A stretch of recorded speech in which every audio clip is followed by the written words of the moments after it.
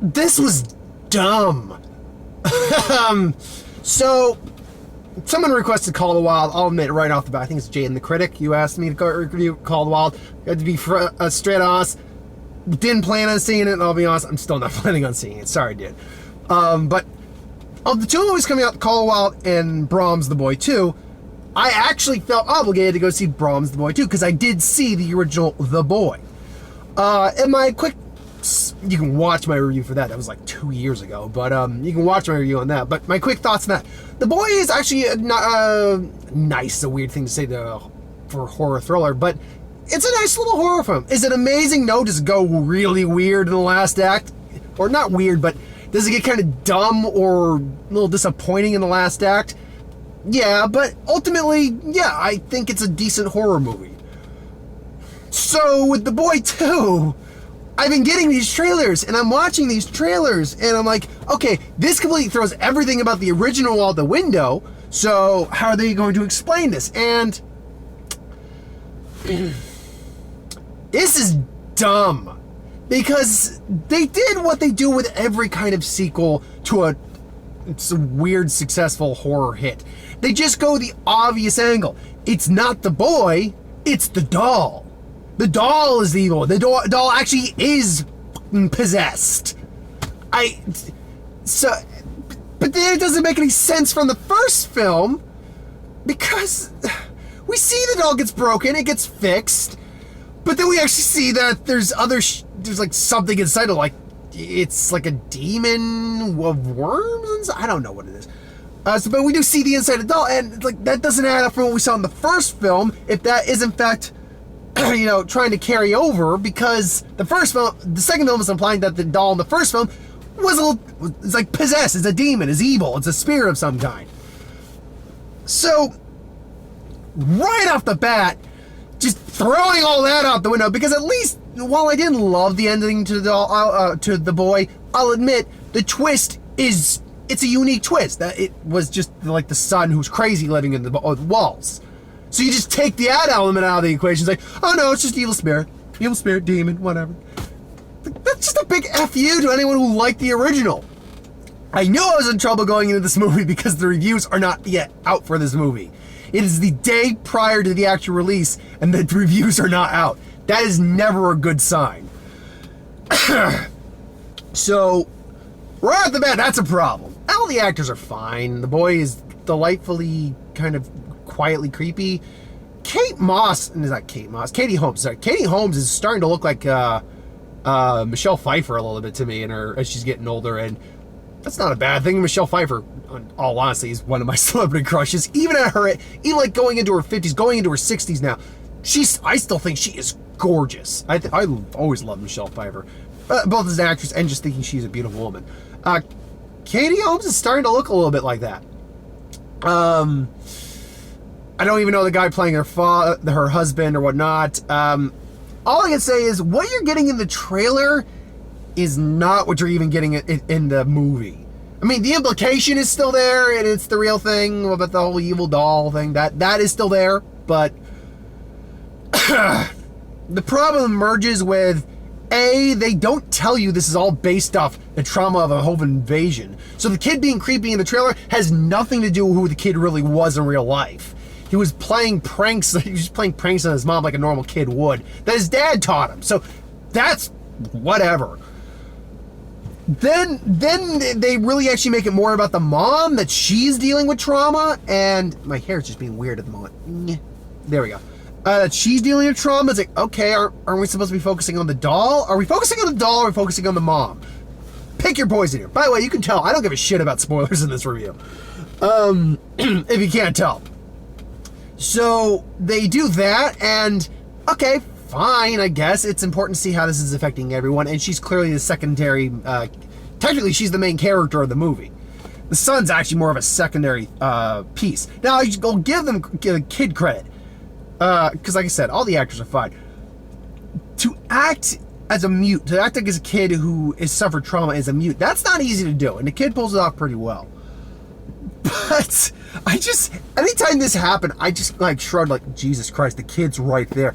When they're basically discussing what they need to do about, their son, Jude. That's the name of the character. What they have to do about Jude, or the or like Brahms. What they have to do about Jude? Talking either to the doctor, literally right next to the room, and they're just talking to him about him like he's not there. I'm like, he's right there. He's right there. Like, put him outside or put him in like 2 rooms over. Don't just talk shit about. Well, talk shit. Don't just talk about him in front of him while he's just like drawing, like he's not there. Come on. They do that again in the doctor in their house in the country, well, right next to the Brahms estate. I think it's like Hillshire. Yeah, they do that again, because this time it's like on a Skype call, so you can be quieter, but you forget that it's an old house that echoes, apparently, so he's hearing you again. He can hear them talking about getting rid of Brahms several rooms over while his door is locked. And then you get these stock generic kids that are his relatives. One is just like a little girl who's like, whatever, okay, fine. Yeah, there's like such a stock shit little kid, like, my God, this kid is only here for that scene in the trailer where he gets skewered with a croquet stick that he broke because he's a little shit. Like, this is such a typical spoiled, posh spoiled brat, like who's just judging people based on just shit he hears. Breaks stuff for no reason. Threatens to break the doll, which in hindsight you should just break the doll, but still threatens to break the doll. Just because he can, because he's a little shit, and then he gets and quite frankly, he got what he deserved. He didn't die, he just got what he deserved. He got a croquet stick through his shoulder, so good for him. And yeah, the actor's fine. He's playing a little shit just fine. They do an okay job with the tone, but the problem is, half the jump scares, like half the shit you see in the movie, or in the trailer, it's dream sequences. Because she's having nightmares after the experience of a home invasion. And it's constantly coming back. I'm like, okay, it's a dream sequence. Okay, this is a dream sequence. This scene where he's like blasting like bugs and stuff out of his mouth. Not a dream sequence per se, but a kind of like a hallucination sort of thing. It's not real. It's not actually happening. He's more or less making them see that. I think my biggest problem with this movie, and look, this isn't like the worst film I've seen this year. Doolittle still holds that regard. This isn't a very good movie. I mean, it's shot relatively well, although sometimes it just goes blurry out of focus. I think the idea was that, or the whole idea they were trying to go with was, we don't know if this is real or if she's maybe just imagining it. Obviously, we know it's real, and that's the problem. We know that shit is going down. We know things are weird, and the dolls are around the center of it in some way, shape, or form. So we know Katie Holmes isn't crazy. But the problem is the movie's trying to get you to believe that maybe she isn't quite there herself, that the trauma's kind of affected her, and it doesn't work because we know that's not the case. So it's like, okay, there's no point to this. And again, going back to the whole concept of Brahms himself, it's like, you know, at some point, just break the doll. Just destroy the doll. Like, the kid was about to shoot his mom with a 12-gauge shotgun at one point, and then the father comes in, smashes the doll in the face with a croquet mallet. And, you know, then we get this weird image, like, what's underneath the doll's face. And it's one of those things, like, he snaps out of it, so I'm like, wait, you were afraid of, why didn't you just smash him against a rock or something? Break him into the smallest pieces you can. Come on. And then they have the balls to maybe put not a stinger, but well, it is a bit of a stinger. The ending is implying, hey, if this movie does well like the last one did, we might be able to set up for a sequel in the dumbest freaking way possible. You see, he's got a Brahms mask that I guess is the mask that Brahms himself, the boy, wore. From the first one, he finds it, and he basically just says, "Good night, Brahms." And they'll learn the rules. And it's like, we'll be happier if they learn the rules. It's like, wait, so Brahms is also possessing the mask? And clearly you got possessed by Brahms. Was the point of this that Brahms wanted a body to possess? Is that why Brahms, like the character in the original movie, the adult crazy guy, went crazy because like the doll possessed him? Is that what happened? And then he died. We find out he did in fact die. He's not the one who fixed the doll. He in fact died. So did the spirit then leave him and go back into the doll after it got fixed? Like, there's so many questions you're trying to answer while just raising the exact same amount of questions and not even answering half the questions you're asking. This movie's kind of a mess, really. All the actors are fine. There are a couple tense moments.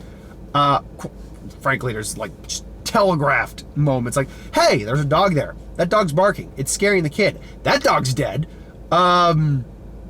You know this guy who's like the groundskeeper of the area. You know he's in on it in some way, shape, or form. You know probably it's not going to end with just like a happy ending. Like there's going to be some sort of stinger. And sure enough, there's some sort of stinger. So yeah, overall, if you like the first one, stick with the first one. I can't recommend this movie. It's not the worst in the world. There are worse movies. I didn't see The Turning if the Rotten Tomatoes score on The Turning is anything to go by. That was pretty bad. Fantasy Island's Rotten Tomatoes score is anything to go by. That was really bad. So I have a feeling the one's Rotten Tomatoes score will probably be somewhere in the higher teens, low 20s. Damn. Ugh. But on the whole, I can't recommend this one. I'll say this: if someone asked me to, if someone gave me an option, it's like I've seen both of these, but I want to see them again and riff on them, or just see them again. Or if someone wanted to see one of these movies, I'd say go see the first one. The first one is legitimately a decent horror film. Not a great, but a decent horror film. This one is subpar. It's just a sequel. That's the thing. It's just a sequel. I mean, you could have at least had it that there was actually just another crazy guy with the doll and it's just, crazy people. But no, he made it's an evil doll or something like that. But look, when the movie is made on, I think it was like $5 million the original one was made on. Something like it. It wasn't even double digits. And it made like $80 some odd million. Yeah, that's kind of just setting up for a sequel. I gotta see what this one's made on. Because if this one's probably got a bit of a higher budget, probably not by much, but it's got a bit of a higher budget. So they'll probably be able to turn a profit. Hell, Fantasy Island, which did not open the best, it opened okay for its budget. Hell, it's only made on $7 million. But it's probably going to be dropping quick. That will still turn a little bit of a profit. So I have no doubt that this one will probably turn somewhat of a profit, but we'll have to wait and see on that. We got a weird selection of trailers with this. Got Black Widow. I'm looking forward to that, obviously. Trying to remember, because this is a horror film. I mean, suspense, thriller, whatever you want to call it, but it more or less is a horror film. So I was surprised we barely got any horror. Got a brief 30-second clip or snippet of The Hunt, where it's like rich white people hunting other people. So there you go. Which was getting a lot of flack for the obvious political context behind that, but no, looks like they're still releasing it. My Spy, meh. Look, I liked Dave Bautista just fine. I actually very much enjoyed Stuber, but I've been seeing this exact same trailer for God knows how long. They bumped it from its original release date. I think its original release date was sometime last year, but I think they bumped it because they knew it would get slaughtered. Only upside, it's probably not made on a lot, so they hopefully will be able to reap a profit from that. Bloodshot with Vin Diesel. I'm looking forward to that. It'd be nice to have another player in the comic book sandbox. Right now we just got DC, Marvel, and Sony. And so far, really the only one who's been able to put out consistent quality that everyone has liked is Marvel. DC is definitely getting their groove. I liked Birds of Prey. I didn't love it, but I liked it. And I very much liked Venom, but unfortunately Venom didn't get great critical reception. Made a lot of money and a lot of people liked it, like fans liked it, which is honestly more important overall, especially if you're trying to make a profit. But still, that's the vibe I've had. Hopefully, and Morbius looks really good, so I'm hoping for Morbius to really knock it out of the park. And Venom 2 is this year too, so keep your eyes out for that. Plus Wonder Woman and all that. But yeah, if we can get another player in the comic book sandbox, yeah, so let's see the Valiant universe. Let's see Youngbloods come at it. Let's see Supreme, who's a fucked up version of Superman. Let's do this. Come on. Anyway, that's my thoughts on Brahms, The Boy 2. Not my favorite. Go see something else if you can. So thanks for watching. Hope you enjoyed. Next week. What is next week? Invisible Man. I'm looking forward to Invisible Man, though they pretty much showed the entire movie. Anyway, Invisible Man. So thanks for watching. Hope you enjoyed. See you next time.